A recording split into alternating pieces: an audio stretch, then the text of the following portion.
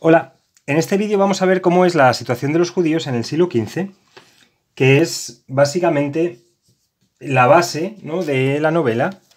Esta de aquí, Toledo-Jerusalén, que recién acabo de presentar. Bien, entonces vamos a ver qué ocurre con los judíos en el siglo XV. Judíos, siglo XV en España.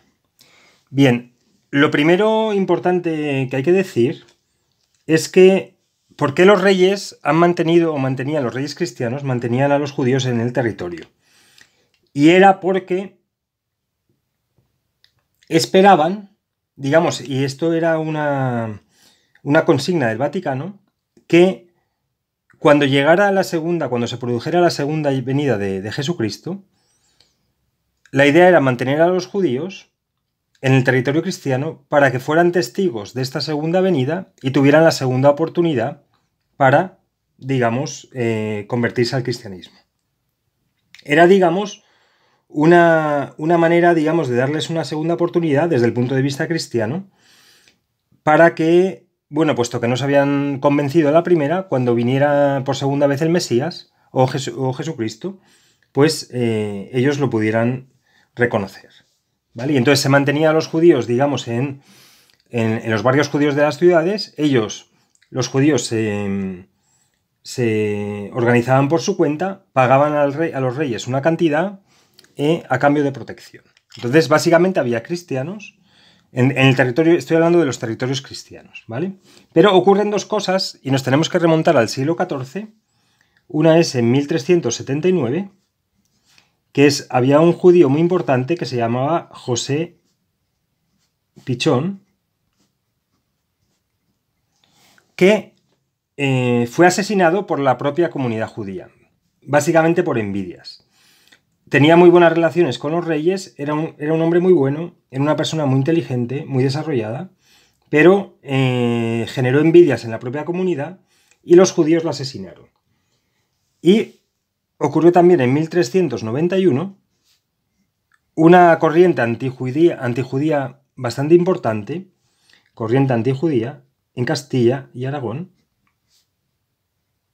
antijudía, que llevó a conversiones masivas. Conversiones masivas. ¿Vale?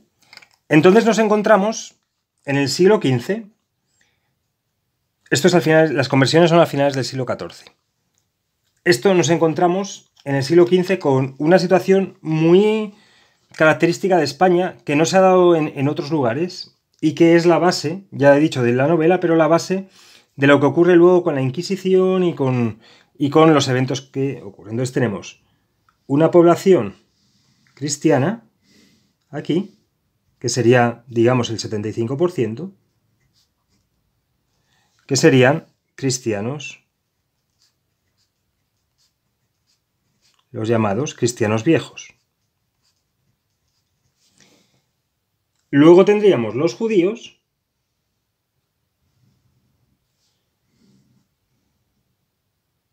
pongamos que eran el 12,5% de la población, los judíos, pero por estas conversiones masivas que se habían dado, pongamos que los judíos eran el 20%, pues se produjeron este grupo de aquí, intermedio, que representaba el 12,5% también, más o menos, que eran los conversos, que estaban a caballo, digamos, entre cristianos y judíos. Vale. ¿Qué ocurre? Cuando un judío se convertía al cristianismo, desde el punto de vista de la Iglesia no había marcha atrás. Y estaba muy penado que estos conversos siguieran con los rituales judíos. Es decir, si se convertían, se tenían que convertir plenamente. Y estos también se llamaban cristianos nuevos,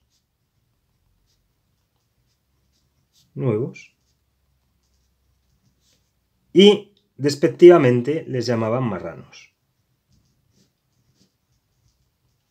¿Vale? Bien, pero ¿qué ocurre? Que una tradición religiosa y los rituales que lleva la religión judía, que son muchos, por ejemplo, el baño del Sabbat, el baño ritual de los viernes, encender las velas del Sabbat, cambiar las sábanas, ponerse ropa nueva, cocinar de una forma concreta, un montón de reglas, sobre todo para el día sagrado, etcétera. Pues estos conversos, y además, digamos que había una unión bastante grande entre las familias, porque a lo mejor estas conversiones masivas hicieron que tu primo se convirtiera, entonces tú te mantenías judío, pero tu primo era converso.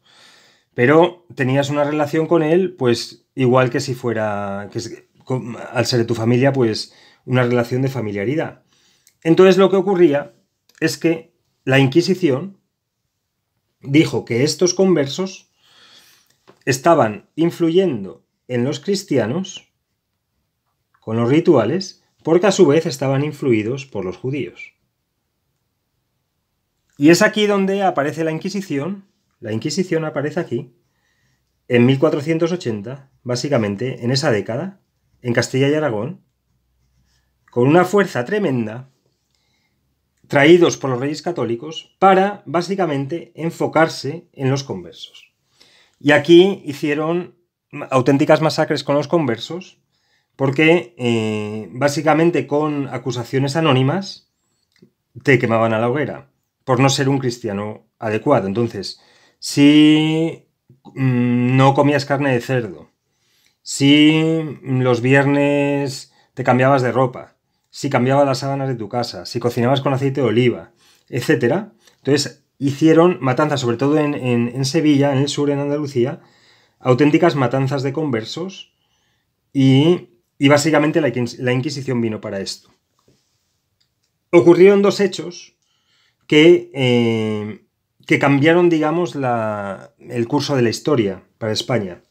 Lo primero es que estos conversos asesinaron a el inquisidor principal de Aragón, con lo cual cualquier, digamos, posible clemencia que pedían a los reyes, perdieron, digamos, la razón, si se puede perder, pero vamos, que al asesinar al inquisidor principal de Aragón, los reyes decidieron que la Inquisición continuara con sus prácticas. Y lo segundo que ocurrió es que la Inquisición dijo: no son los conversos la fuente del mal, según ellos, o la fuente del problema que hay en Castilla. Los problemas, la raíz son los judíos. ¿Vale?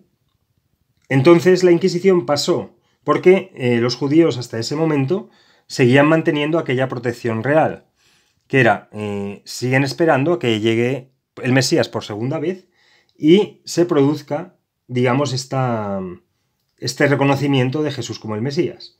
Y por eso se seguían manteniendo como teóricamente hasta ese momento. Pero el inquisidor principal de Castilla le convenció a la reina, a Isabel, para que, en lugar de basarse en los conversos, que fueran directamente a por los judíos. Y es aquí cuando se produce el famoso edicto de expulsión,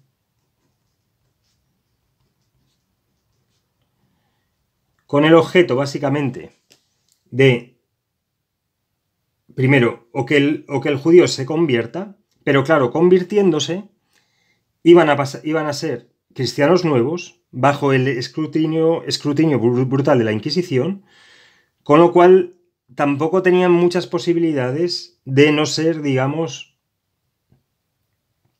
o sea, de no ser inspeccionados de tal manera que pudieran acabar en la hoguera.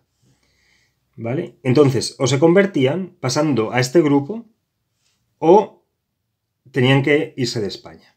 ¿Vale? Entonces, esta es la base de, digamos, de la novela de Toledo, Jerusalén, donde puedes ver qué ocurrió con una chica, Esther, que es un personaje ficticio, cómo lidia con toda esta situación, con lo que ocurre en ese momento, con, digamos, su transformación emocional y cómo y qué es lo que decide hacer en este escenario de o te conviertes o te vas, ¿vale?